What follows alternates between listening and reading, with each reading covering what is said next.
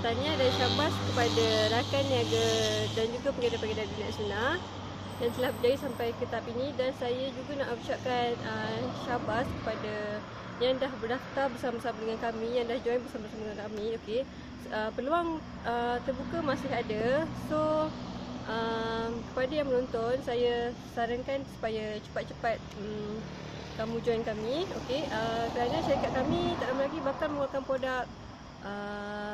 produk baru, iaitu produk susu kambing berperisa coklat kurma Arab, di mana juga set ini dikenali sebagai set ikhtiar zuriat. Okey,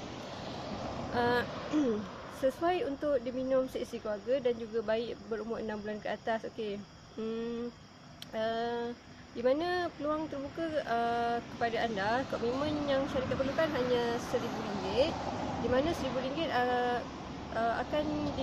akan mendapatkan bekalan 2 kotan susu air sunnah, dan juga syarikat berbesar hati untuk memberikan 1 karton percuma kepada anda semua yang berdaftar RM1,000. Okey, selain itu terbuka juga untuk pendaftaran sebanyak RM500. Okey, di mana anda akan dibekalkan 1 karton susu air sunnah. Okey.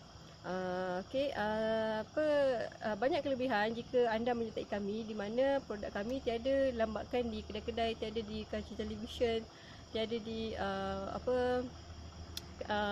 pasar raya, semua hanya melalui online saja. Okey, saranan saya kepada yang menonton supaya kamu ambil peluang ini, sebab kita orang akan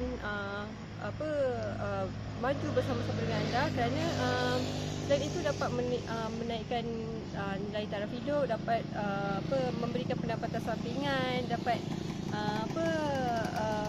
dapat mengamalkan sunnah. Okey, sebab